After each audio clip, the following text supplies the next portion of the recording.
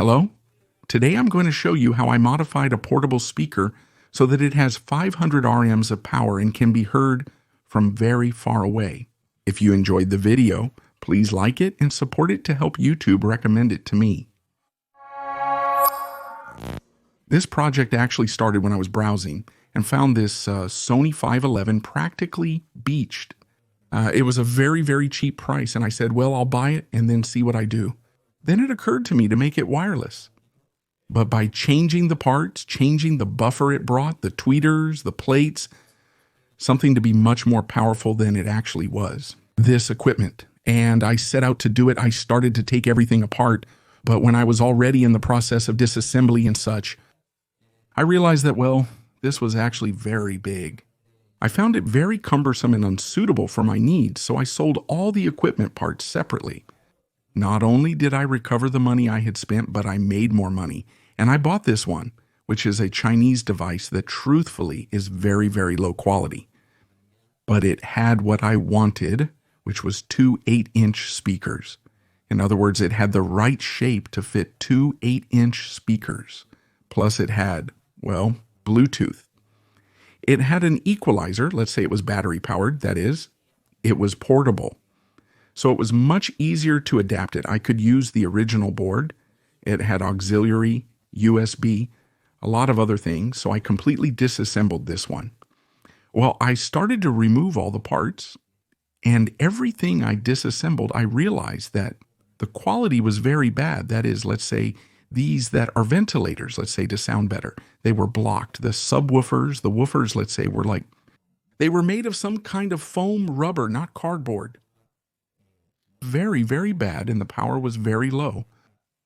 So it wasn't even worth keeping them.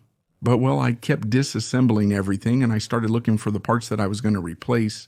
Let's say for the woofer, I was going to use an 8 subwoofer and an 8 woofer to have a full range.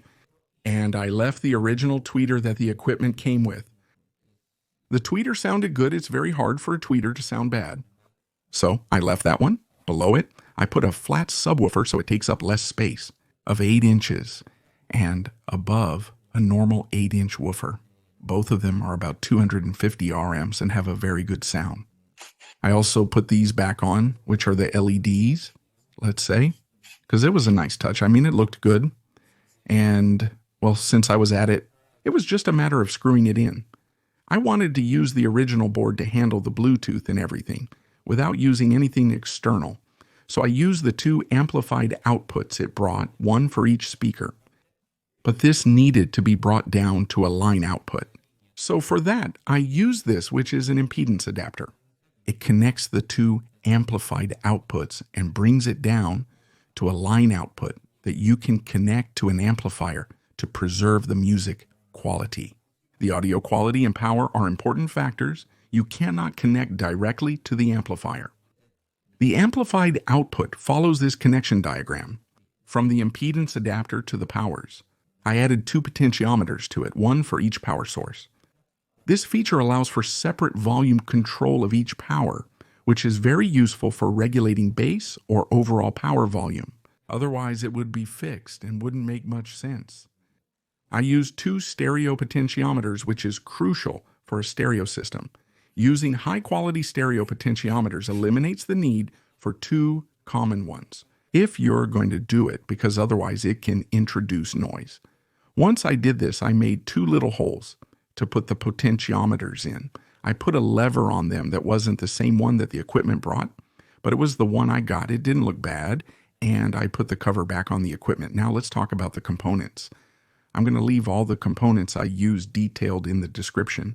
It's all car audio. I used car audio because it has the characteristic of sounding very, very loud.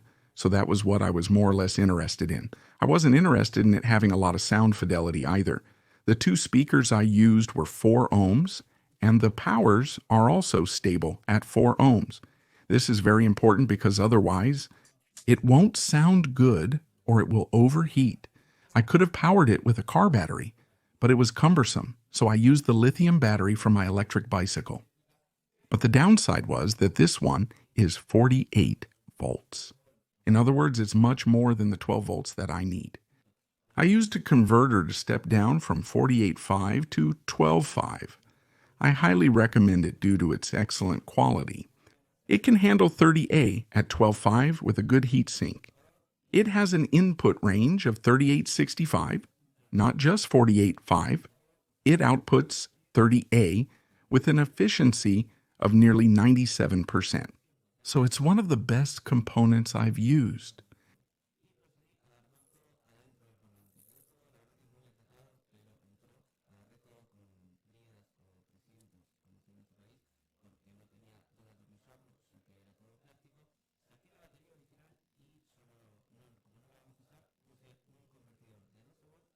Point 0.7 volts, which were what the original battery had, to simulate that it's actually in place, even though it won't be anymore.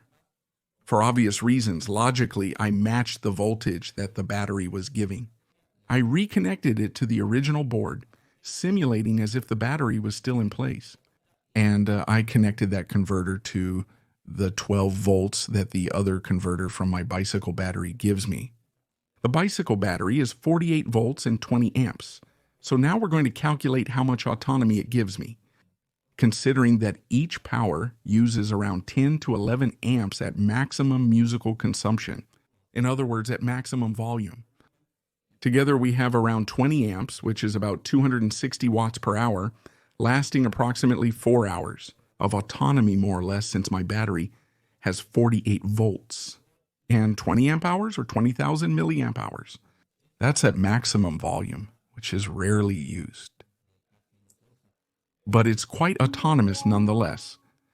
For a device of these characteristics, obviously, let's see how it sounds. Keep in mind that it's always harder on video. It sounds kind of bad, but well, just to give you an idea.